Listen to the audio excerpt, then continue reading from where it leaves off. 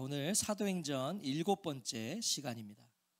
지난 시간에 우리는 오순절날 성령님의 강림으로 나타난 현상들을 상고해 봤어요.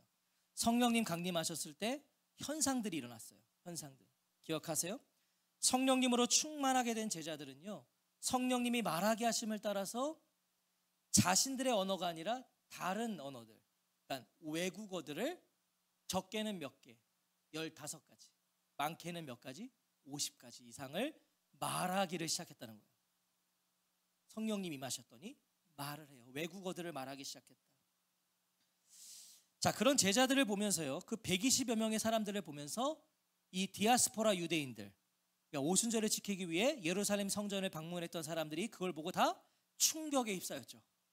왜냐하면 이거는 갈릴리 총구석 사람들 같은데 막 자신들의 외국어를 막 다 말하고 있으니까. 누구도 예상하지 못한 성령의 역사를 그들은 목도했어요. 봤습니다. 놀라운 건요, 이 목격자들의 반응이에요. 이 목격자들의 반응이 놀라워요. 자, 12절 13절을 다시 한번 읽어볼까요? 우리 지난주 본문 12절 13절 같이 읽겠습니다. 시작. 다 놀라며 당황하여 서로 이르되 이 어찌 된 일이냐 하며, 또 어떤 이들은 조롱하여 이르되 그들이 새 술에 취하였다 하더라. 같은 것을 봤음에도요, 반응은 상반돼요. 지금 똑같은 걸 봤어요. 120여 명이 성령 충만해서 정말 50가지 이상의 외국어를 막 말하고 있는 것을 봤다고요. 그리고 내 나라 말을 지금 하고 있는 걸 들었습니다. 그런데 반응이 상반된단 말이에요. 똑같은 걸 봐도요, 다 달라요. 똑같은 걸 보면서도요, 다 해석이 달라요. 한 부류는 자신들의 눈앞에 펼쳐진 120여 명의 제자들의 모습이 이거 어떻게 가능한 거지? 이게 도대체 무슨 일이지? 거룩한 궁금증을 품는 사람들이 있었어요. 이 사람들은 긍정적이었어요. 야, 이게 도대체 무슨 일이야? 궁금한 거예요. 거룩한 궁금증이에요. 반면에 또 한 부류는 120여 명의 제자들이 구사하는 자신들의 모국어를 듣고 있으면서도 세술에 취해 저런다고 조롱을 합니다. 이거 얼마나 상반된 반응이에요. 이게 무슨 일이야 하는 사람이 있는가 하면, 어휴, 이것들 술 취해서 술주정하고 있네. 이어진 오늘 본문은요, 이처럼 성령님의 강림으로 나타난 제자 공동체의 현상을 목격했음에도, 들었음에도 아직 깨닫지 못해서 거룩한 궁금증을 품고 있는 사람들과, 또한 자신들의 무지함은 인정하지 못하고 조롱하고 있는 자들에게 전하는 베드로의 설교예요. 오늘 이 본문은 베드로의 설교입니다. 설교. 제가 이렇게 설교하듯이 베드로도 그들에게 설교를 하고 있는 거예요. 자, 14절 같이 한번 읽어보겠습니다. 14절 시작. 베드로가 11사도와 함께 서서 소리를 높여 이르되 유대인들과 예루살렘에 사는 모든 사람들아, 이 일을 너희로 알게 할 것이니 내 말에 귀를 기울이라. 여러분, 당당하고 담대한 베드로와 11사도의 모습이 보이세요? 당당해요. 담대합니다. 지금 베드로와 11사도가 설교하고 있는 대상이 누굽니까? 지금 누구에게 말하고 있죠? 성경에 보면 유대인들과 예루살렘에 사는 모든 사람들. 여러분, 이 사람들 누구예요? 이 유대인들 누굽니까? 예수님을 십자가에 못 박는 일에 앞장섰던 사람들이에요. 이 사람들이. 그리고 여전히 예수님을 따르는 제자들을 못마땅하게 여기는 사람들이죠. 이 사람들이. 그러니까 거기에서 대다수가 뭘 하고 있었어요? 조롱을 하고 있었던 거예요. 어이구, 이것들 예수쟁이들 또 술 취해가지고 주정주정거리고 있네, 이러고 있었다는 겁니다. 그런데 보세요, 베드로와 이 11사도는요 조금도 위축되지 않고 그들 앞에 서서 소리를 높여 외치고 있다는 거예요. 지금 베드로가 설교를 하고 있지만 지금 성경에 보세요, 베드로만 일어서 있는 게 아니라 11사도가 함께 일어서 있어요. 그러니까 지금 조롱하고 있는 그런 회중들은 다 앉아 있었나 봐요. 이 11사도, 베드로와 11사도 딱 일어서서 베드로가 대표로 지금 설교를 하고 있는 거예요. 다 담대하게 자신들에게 조롱을 하고 자신들을 못마땅하게 여기는 그 사람들 앞에서 위축되지 않고 담대하게. 더 이상 십자가형 앞에서 예수님을 부인하고 도망친 제자들이 아니에요. 여러분, 이 12사도들 십자가 앞에서 다 도망쳤던 사람들 아닙니까? 부인하고 도망쳤던 사람들인데, 근데 이제 더 이상 지금 이들은 어떻게 변해 있어요? 성령 충만한 이 제자들은요, 이제 그 예수님의 십자가 복음을 담대하게 증언하고 있는 거예요.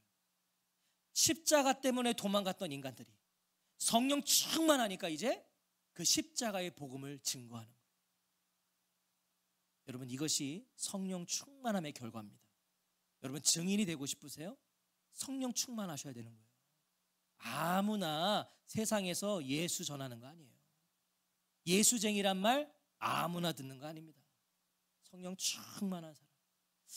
어느 분이 그런 얘기 하더라고요.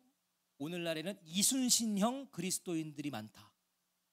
여러분, 이순신형 그리스도인이 누굴까요? 이순신 장군의 유명한 말이 있어요. 나의 죽음을 아무에게도 알리지 말라. 그럼 이순신형 그리스도인은 뭐겠습니까? 내가 그리스도인임을 아무에게도 알리지 말라. 내가 그리스도인임을 아무도 모르게 해라. 여러분, 이거 그리스도인이에요, 이거? 여러분, 그리스도인이라는 것은요, 우리가 만들어낸 말이 아니라고 말씀드렸어요.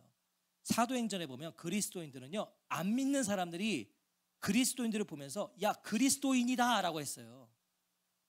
그러니까 그들의 삶 속에서 그리스도가 막 드러나니까 그들이 그리스도인이다 한 거예요. 예수쟁이란 말 들으면 기분 나빠하지 마세요. 아우, 저 예수쟁이잖아.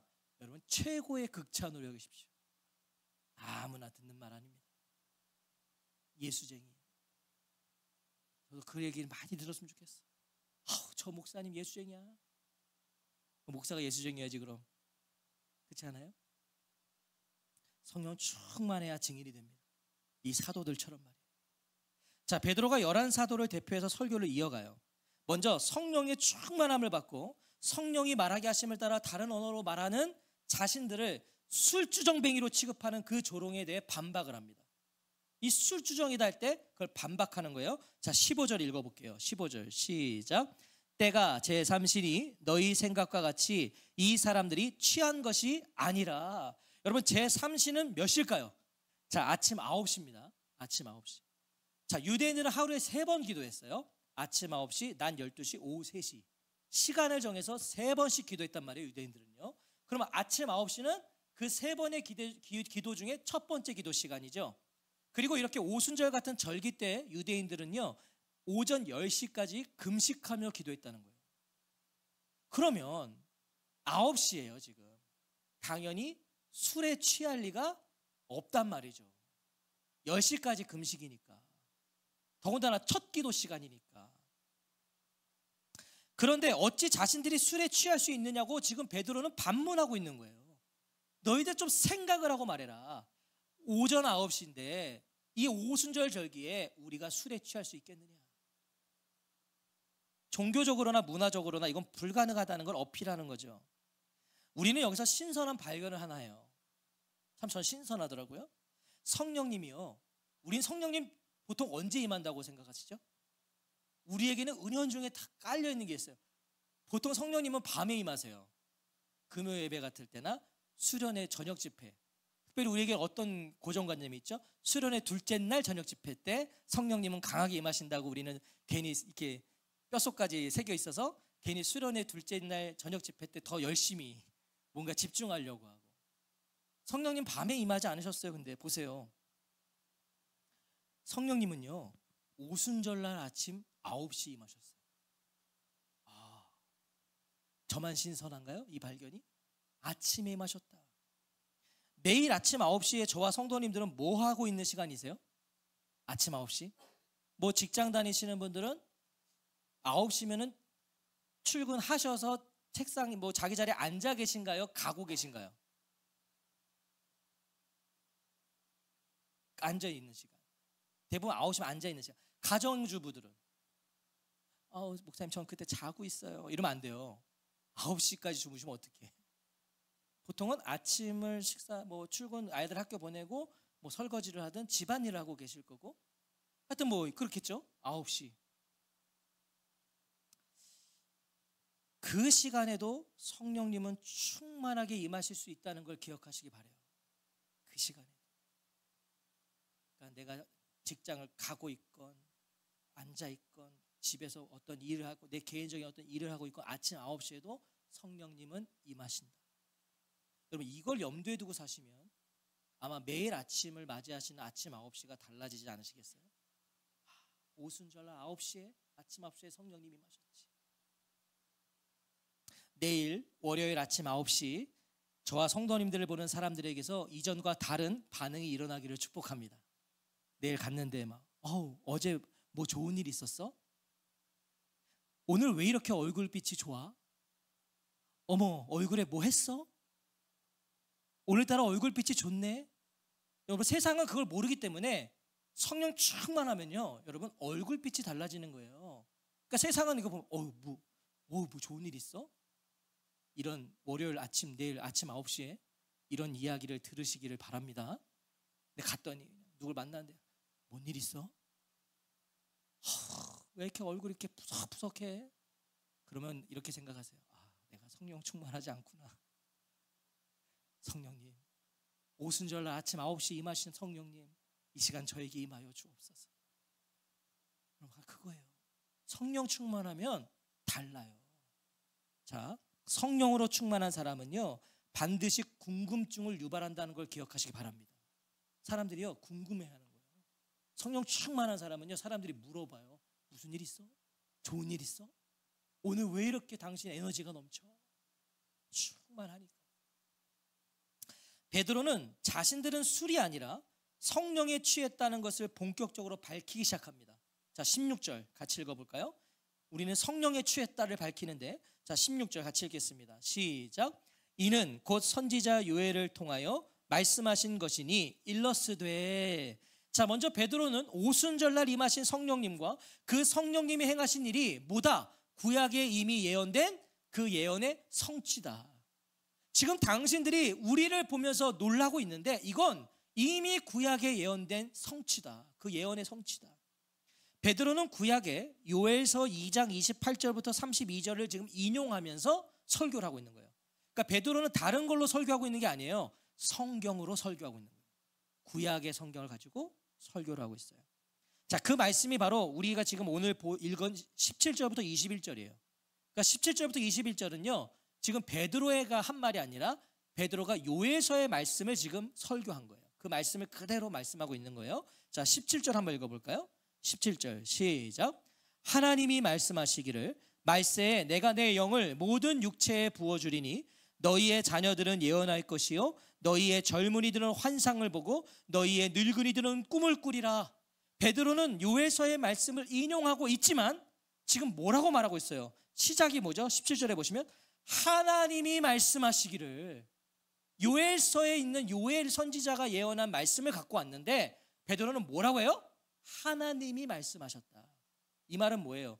요엘이 말했지만 이건 요엘의 말이 아니라 사람의 말이 아니라 하나님의 말씀이다.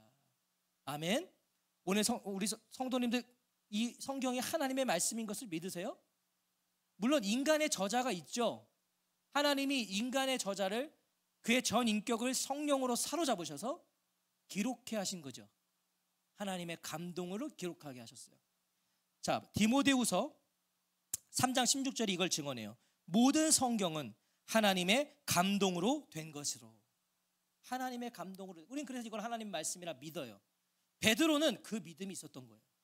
요엘이 말했지만 이건 요엘이라는 그 선지자 사람의 말이 아니라 이건 하나님의 말씀이다. 성경에 대한 베드로의 이해와 고백을 우리가 알 수 있는 거예요. 자, 성경을 하나님의 말씀으로 믿고 받으며 무겁게 여기고 계세요? 이거 정말 하나님의 말씀이라고 믿고 계세요? 그러면 이 말씀을 대하는 우리의 태도를 통해 알 수 있는 거예요. 내가 정말 이거 하나님 말씀이라고 여기면요, 말씀을 읽다가 우리가 성경 읽기도 하고 설교를 들을 때 말씀을 읽다가 내 마음에 뭔가 찔림이 있어. 그때 이게 진짜 하나님의 말씀이라고 믿으신다면 어떻게 해야 돼요? 찔렀는데 에휴 뭐 나만 이렇게 살아? 다 똑같이 살지. 나만 이래? 다 이렇게 살지. 그럼 이건 하나님의 말씀이라고 여기고 있지 않은 거예요. 이게 정말 하나님의 말씀이라고 믿으신다면 찔림이 있을 때 내가 그렇게 살지 못한다면 거기에 어떤 변명과 자기 합리화를 하는 게 아니라 가슴을 치는 거죠. 하나님, 제가 이 말씀에 순종할 수 있게 하여 주옵소서. 이게 이 말씀을 진짜 하나님 말씀으로 받는 거 아니겠습니까? 그것을 꼭 기억하시기 바라요. 말씀을 대하는 나의 자세, 그 말씀에 순종하는 내 삶을 통해서 내가 정말 이 성경이 하나님 말씀인지 아닌지를 지금 알 수 있는 거예요.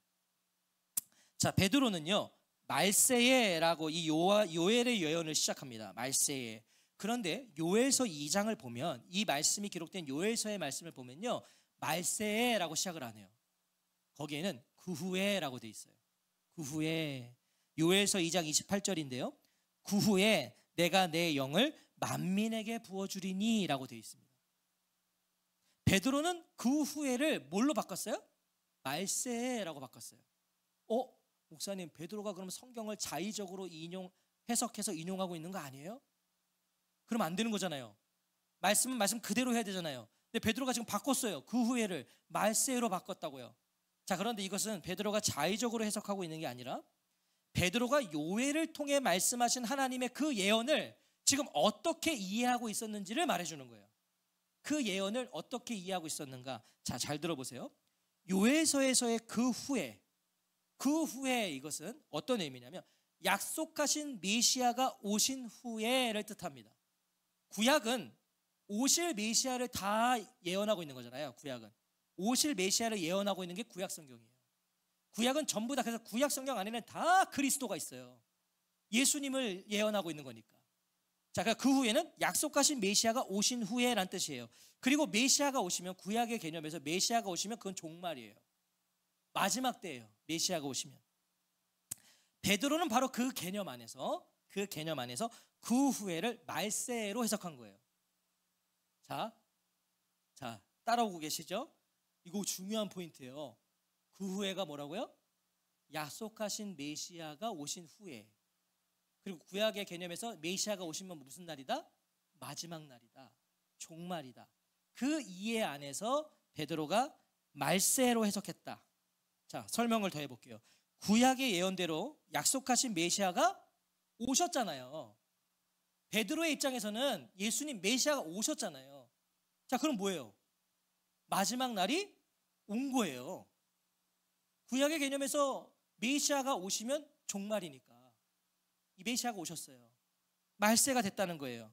지금 베드로는 그걸 말하고 싶은 거예요. 말세가 왔다. 말세는 단순히 종말의 어느 날이 아니에요. 우린 자꾸 말세에 되면 그냥 뭔가 심판의 날을 생각해요. 아니요. 말세는 예수님의 초림과 예수님의 재림, 이 사이가 다 말세예요. 자, 그러면 우린 지금 뭘 살고 있어요? 말세를 살고 있는 거예요. 우리 지금 다 말세를 살고 있다고요. 마지막 날을 살고 계세요, 다. 그 말세에 구약에 예언되었고 예수님께서 말씀하셨던 약속하신 성령님이 강림하셨다는 거예요. 지금 강림하셨잖아요. 오순절날. 그 약속이 임했다. 요엘 선지자가 말했던 그 성령 강림이 오늘 임했다는 거예요. 오순절날. 그래서 말세는 누구의 시대다? 성령의 시대다. 그럼 말세는 성령의 시대예요. 성령의 시대. 성령님이 임하시고 역사하시는 시대를 우리가 살고 있다는 겁니다. 성령님이 역사하시는 시대. 자, 베드로는 하나님께서 선지자 요엘을 통해 예언하셨던 성령 강림이 오순절에 실현됐음을 선포하며 설교를 이어가는 거예요. 오순절날 지금 다 봤잖아요, 유대인들이요. 자, 봐라, 이거 요엘서의 예언이 지금 성취된 거야. 말세에 내가 내 영을 모든 육체에 부어주리니. 여기서 부어주리니가 중요한데요. 부어주겠다. 내 영을 모든 육체에게 부어주겠다. 여기 부어주가 어떤 뜻이냐면요, 폭우가 쏟아지다라는 거예요. 폭우가 쏟아지다. 퍼붓는 폭우. 오순절날 임하신 성령님의 강림이 얼마나 강력했는지 장마철 태풍과 함께 쏟아지는 비를 생각해 보세요. 장마철에 태풍과 함께 퍼붓는 소나기를 피하실 수 있으세요? 피할 수 있는 사람 아무도 없어요. 건물에 들어가 있고 차 안에 들어가 있지 않는 한 그 폭우에게서 벗어날 수 있는 건 아무것도 없어요. 이 땅의 모든 게 그런 폭우 속엔 다 젖어버립니다. 다 젖어버려요. 이게 모든 육체의 의미예요. 강력한 폭우 가운데는 벗어날 사람이 없다. 이 땅의 모든 건 젖어버린다. 그게 모든 육체란 뜻이란 말이에요. 모든 육체. 이 모든 육체가 누구라고 말씀해요, 성경에. 모든 육체 누구예요? 너희의 자녀들은 예언할 것이요, 너희의 젊은이들은 환상을 보고 너희의 늙은이들은 꿈을 꾸리라. 그때 내가 내 영을 내 남종과 여종들에게 부어주리니. 자녀들, 젊은이들, 늙은이들, 그리고 남종과 여종들이 모든 육체라는 거예요, 지금. 자, 성령님의 임하시면은 성별, 연령, 계층, 어떤 지위, 그런 차별이 없다. 성령님이 임하시는 거에는 어떤 차별도 없다. 120여 명의 제자 공동체의 구성원이 누구였는지가 지금 밝혀지는 거예요. 여러분, 120여 명의 제자 공동체에는요, 자녀들이 있었고요, 젊은이들이 있었던 거고요, 늙은이들이 있었던 거고요, 남종과 여종들이 있었다는 거예요. 와, 거기에 이 120여 명 안에는 아이들도 있었어요. 그 아이들이 성령 충만해서 다른 나라의 언어를 말하고 있었다는 거예요. 종들도, 노인들도.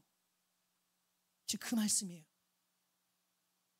하지만 분명한 건 이것은 외적 차별이 없다는 거예요. 남자, 여자, 젊은이, 늙은이, 남종, 여종, 이런 외적인 차별이 없다는 거지. 성령님은 누구에게나 임하셔요. 하지만 아무에게나 임하시지는 않아요. 아멘? 여러분, 길 가는 사람에게 성령님 안 임하세요. 그냥 아무것도 그냥 내가 왕이고 내가 주인처럼 사는 사람에게 성령님 임하지 않으세요. 누구에게나 임하시지만 아무에게나 임하시지 않는다. 주의 말씀에 순종하여 약속하신 것을 기대하며 더불어 마음을 같이하여 기도에 힘썼던 그 제자들에게 임하셨어요. 곧 예수님을 구주로 영접하여 하나님의 자녀가 된 자들에게 성령님은 맹렬히 쏟아지셨고요, 맹렬히 쏟아지시고요, 맹렬히 쏟아지실 겁니다. 예수의 사람들에게 오늘 이 성령님의 폭우와 같은 쏟아지심이 우리 모두에게 있기를 간절히 소망합니다. 성령님의 쏟아지심이요, 쏟아지심. 성령님 임하실 때 찔끔찔끔 안 임하세요. 폭우와 같이 내리치십니다. 내리치세요. 베드로는 이 일, 곧 성령님이 소나기처럼 부어지시면 어떤 일이 일어나는지를 구체적으로 설명해요. 그 어떤 일이 일어나는가? 제가 세 번역으로 읽어볼게요. 너희의 아들들과 너희의 딸들은 예언을 하고, 너희의 젊은이들은 환상을 보고, 너희의 늙은이들은 꿈을 꿀 것이다. 남종과 여종들에게도 부어주겠으니 그들도 예언을 할 것이다. 성령님이 임하시면 뭐예요? 어떤 현상이 일어나요? 예언, 환상, 꿈 일어난대요. 예언, 환상, 꿈. 자, 이 세 가지를 혼동하실 필요 없어요. 예언? 예언은 우리가 그냥 예언, 그럼 뭐예요? 뭐 미래를 말해주는 거. 환상은 뭐예요? 내가 뭘 봤다 이거예요. 꿈은 꾸는 거죠, 꿈을. 이거 혼동하실 필요 없어요. 이거 다 같은 의미예요. 같은 의미예요. 하나님의 말씀에 대한 다른 표현들일 뿐이에요. 예언, 환상, 꿈 뭐라고요? 하나님 말씀이라고요. 성령님이 쏟아질 때 나타나는 현상은 다른 게 아니에요. 하나님의 말씀이 모든 믿는 자들에게 폭발적으로 열린다.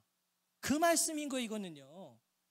아이나 젊은이나 노인 할 것 없이 하나님의 말씀이 깨달아진다. 그 말씀을 선포하게 된다. 그 말씀인 거예요. 그래서 우리가 사실 아이들도요, 우리 같이 예배 드려도 돼요. 성령님이 다 깨닫게 하세요. 다 깨닫게 하세요. 구약에서는 오직 예언자, 선지자들만 예언했죠. 구약에서는 성경이 없으니까 그래서 꿈으로 하나님 말씀하셨고, 하나님이 예언을 주셨고 환상을 주신 거예요, 그 선지자들에게. 근데 지금은 하나님이 여기다 다 주셨는데 무슨 꿈을 주셔요? 무슨 환상을 주셔요?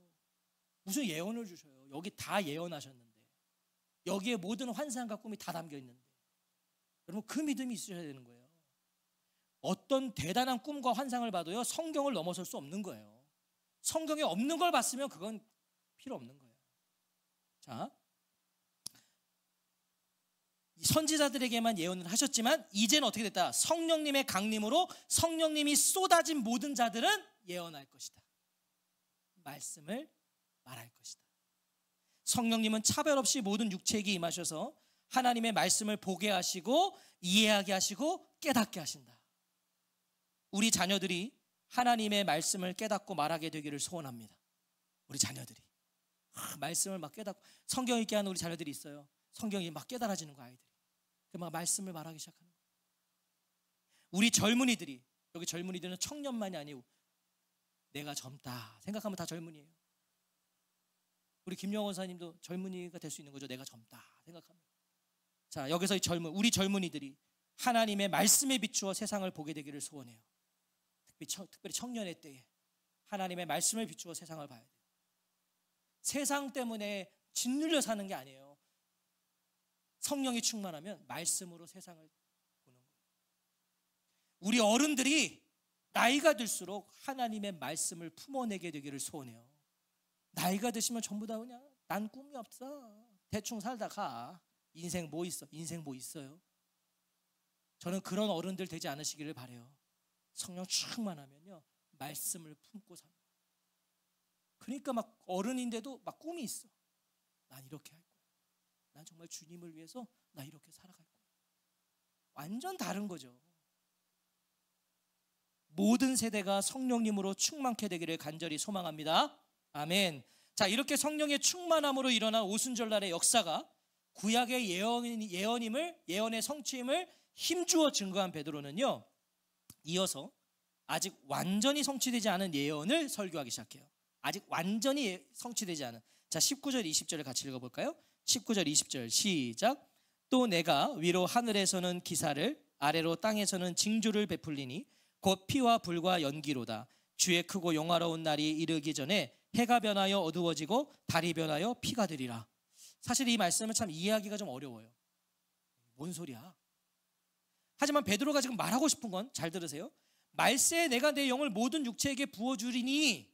자, 이 말씀은, 이 예언이 오순절에 성취됐죠.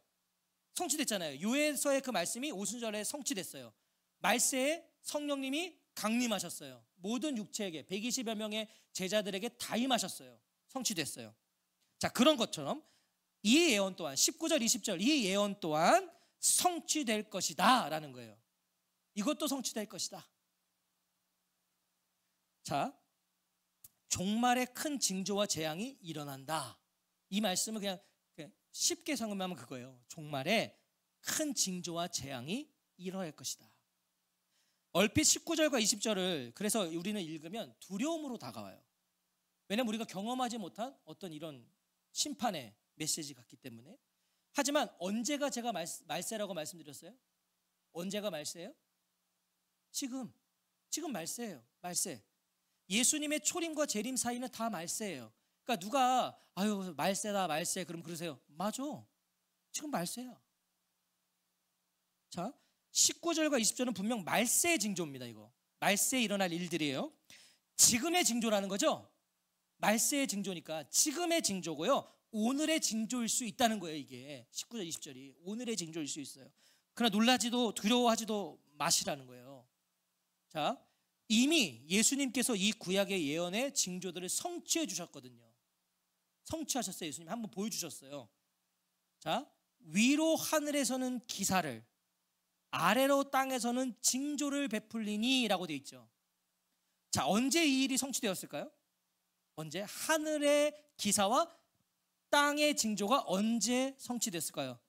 누가복음 23장 44절과 45절에 보면 때가 제6시쯤 되어 해가 빛을 잃고 온 땅에 어둠이 임하여 제9시까지 계속하며 성소의 휘장이 한가운데가 찢어지더라. 예수님께서 십자가에 달리셨을 때 하늘의 기사, 곧 해가 어두워졌어요. 갑자기 해가 갑자기 어두워졌다고요. 하늘의 기사가 일어났죠. 그 다음에 땅의 징조로 뭐가 일어났어요? 성전의 휘장이 찢어졌어요. 갑자기. 자, 이미 예수님의 십자가 사건 때 이 예언이 성취된 거예요. 그리고 예수님은 그 하늘로 올라가셨죠. 하늘의 기사예요. 올라가셨어요. 그리고 그 하늘로부터 누가 오셨어요? 성령님이 내려오셨어요. 하늘의 기사예요. 그럼 그때 땅의 징조는 뭐였습니까? 120여 명의 제자들이 성령 충만함을 받아 각기 다른 언어를 말하는 것이 땅의 징조로 성취된 거죠. 성취됐어요. 하지만 예수님은 또한 이런 말씀을 하셨어요. 누가복음 21장 11절에 곳곳에 큰 지진과 기근과 전염병이 있겠고 또 무서운 일과 하늘로부터 큰 징조들이 있으리라. 여러분, 근데 이거 지금 우리가 이걸 지금 보고 있잖아요.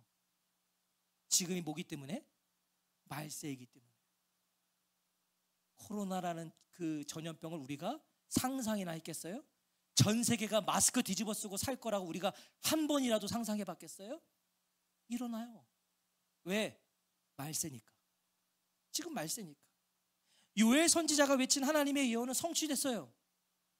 하지만 우리는 여전히 말세를 살고 있어요.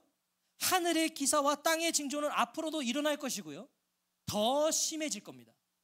더 심해질 거예요. 그러므로 무슨 일이 일어나도 놀라지 마세요. 무슨 일이 일어나도 두려워하지 마세요. 왜? 말세니까요. 말세에는 이런 징조가 있다고 이미 말씀하셨고 이 모든 예언들을 이미 예수님은 성취하셨으니까 놀라지 마시라고요. 이미 예수님께서 성취하신 일들이에요. 그 성취의 약속으로 오늘도 우리에게 임하시는 누가 계세요? 성령님이 계세요. 성령님이 계세요. 이것이 우리가 성령의 충만함을 사모하고 구해야 될 이유라는 겁니다. 이게 베드로도 보세요. 역사의 격동이 일어날지라도 정말 그게 뭐 난리가 일어날지라도 하늘의 기사와 땅의 징조가 일어날지라도 그것은 말세에 나타나는 당연한 징조다. 이게 지금 베드로가 말하고 싶은 거예요. 그러니까 놀라지 마라. 그러니까 두려워하지 마라. 무서워하지 마라. 뭐 해라? 무서워하지 말고 두려워하지 말고 뭘 해라? 21절 같이 읽어볼까요? 시작. 누구든지 주의 이름을 부르는 자는 구원을 받으리라 하였느니라. 두려워하지 말고 뭐 해라? 주의 이름을 불러라. 베드로의 이 애타는 심정이 느껴지세요? 지금 베드로가 누구에게 설교하고 있었어요? 유대인들과 예루살렘에 사는 모든 사람들에게 지금 설교하고 있었어요. 자, 그러면 이 베드로의 말씀은 어떤 의미겠어요? 말세의 모든 육체에게 부어주시겠다고 약속하신 성령님이 우리 가운데 임하셨으니 그걸 너희들이 봤으니 너희들이 그것을 확인했으니 그 교만함과 오만함 내려놓고 뭐 해라? 주의 이름을 부르라는 거예요. 유대인들에게 지금 그 말하고 하는 거예요. 주의 이름을 불러라. 예수님을 믿고 삶으로 그 이름을 부르며 살아가자는 거예요. 여러분, 주의 이름을 부른다는 게 뭘까요? 그냥 주여 주여 이게 부르는 거예요? 예수님 주여 주여 하는 자마다 다 천국에 이르는 것이 아니라고 하셨어요. 주여 주여 한다고 그래서 그게 구원이 아니라고 그랬어요. 여기서 주의 이름을 부른다는 건 삶으로 부르는 거예요. 삶으로. 말세는 기회의 때라는 겁니다. 여러분, 말세는 기회의 때예요. 어떤 기회? 구원의 때라는 거예요. 지금 말세는 구원의 때예요. 구원의 때. 성령님이 그 일을 위해 오셨다. 성령님이 그 구원을 위하여 오늘도 우리와 함께하고 계신다. 이게 베드로가 유대인들에게 전하고 있었던 설교인 거예요. 성령님 그래서 오셨어. 그러니까 너희들도 주님의 이름을 불러. 사랑하는 성도 여러분, 그런데 오늘 이 설교는 우리가 들어야 될 말씀이에요. 오늘 이 베드로의 설교는 교회 밖에 어느 누가 들어야 될 말씀이 아니라, 교회 안에 어느 누가 들어야 될 말씀이 아니라 내가 들어야 될 말씀이에요. 내가. 우리는 말세를 살고 있어요. 말세를. 우리 주님 언제 오실지 모르기 때문에 오늘도 마지막 때예요. 여러분, 마지막 때라는 건 주님이 언제 오실지 모르기 때문이에요. 그래서 오늘도 마지막 때고요. 오늘 하루도 우리는 그날과 가까워졌어요. 그렇죠? 주님이 오시는 날이 지금 또 가까워진 거잖아요. 하루 가까워졌어요. 하나님은 이미 약속하셨어요. 성경의 모든 예언은 성취됐고요. 여전히 성취되고 있어요. 여러분, 구약의 요엘서의 예언이요, 사도행전 2장에서 성취됐잖아요. 오순절날 성취되잖아요. 그 말은 오늘 성경에 있는 모든 말씀은요, 계속 성취되어 갈 거예요.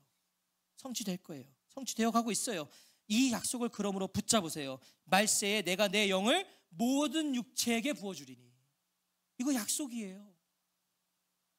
말세는 어떤 시대라고 그랬어요? 성령의 시대라고 그랬어요. 말세는 성령의 시대. 이 말은 성령님으로 충만하지 않으면 살아갈 수 없는 시대가 되었다는 거예요. 여러분, 세상 살기 어려우시잖아요.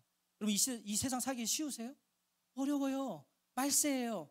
성령의 시대라고요. 성령 충만하지 않으면 도무지 살아갈 수 없는 시대예요. 그러니까 세상은 성령 충만함을 모르고 그것을 구하지도 않으니까, 그러니까 그냥 악해져 가는 거예요. 그냥 나밖에 모르는 삶이 되는 거예요. 세상은 갈수록 이기적인 거예요. 그래서 이 시대를 보시라고요. 성령님으로 충만해야만 주의 이름을 부를 수 있는 시대가 되었어요. 여러분, 주의 이름 부르시는 거 쉬우세요? 어려울걸요? 여러분, 살아가면서 예수님 증거하는 거 쉬우세요? 어려우실걸요? 성령 충만하지 않으면 우리는 주의 이름을 부를 수 없는 시대가 됐어요. 아무나 이제 주의 이름 부르지 않아요. 성령 충만해야만 부를 수 있다고요. 앞으로는 더 심각해져 갈 거예요. 이러한 시대 속에서 우리 자신과 자녀들을 위해 무엇을 구해야겠습니까? 뭐 구하셔야 되겠어요? 지금 나를 위해서, 내 자녀들을 위해 뭘 구하셔야겠어요? 성령의 충만함을 구해야죠. 성령 충만하지만 살아갈 수 없는 성령의 시대니까요. 하나님의 구원의 손길이 필요한 영혼들을 위해 무엇을 구하셔야겠어요? 오늘의 약속을 구하세요. 말세에 내가 내 영을 모든 육체에게 부어주리니. 오늘 나는 나의 영혼에, 나의 가정에, 나의 자녀들에게 무엇을 채우고 있습니까? 오늘 뭐 채우고 계세요? 내 영혼에 도대체 뭘 채우고 계세요? 내 가정에 뭘 채우고 계세요? 내 자녀들에게 지금 뭘 채우고 계세요? 말세에 내가 내 영을 모든 육체에게 부어주리. 성령을 채우셔야 됩니다. 내 안에 성령이 채워주셔야 되고, 내 가정에 성령이 채워져야 되고, 내 자녀들에게 성령이 충만하게 채워져야지 그 자녀들이 이 세상을 살아갈 수 있어요. 말세니까요. 성령의 시대니까요. 그러니까 성령 충만함을 구하지 않고 사시는 분들은 죄송해요. 정신 나가신 거예요. 지금 어떻게 사시려고, 지금 이 말세의 성령의 시대에 성령 충만하지 않고 어떻게 사시려고, 어떻게 이렇게 자신만만하게 살아가십니까? 내가 성령 충만하지 않으면 주님의 이름을 부를 수 없고, 주님을 뭐라 그랬어요? 주님의 이름을 부르는 자는 뭘 얻는다? 구원을 얻는다. 여러분, 구원 아무나 얻는 거 아니에요? 주님의 이름을 부르는 자가 구원을 얻는다고 말씀하셨어요. 삶으로 주님의 이름을 부르는 자가 구원을 얻는 거예요. 구원은 그렇게 쉽고 당연한 게 아니에요. 사도 바울은 두렵고 떨림으로 구원을 이루라고 하셨어요. 겸손하게 성령 충만함을 구하시며 이 말세인 성령의 시대를 지나가시기를 주님의 이름으로 축원합니다.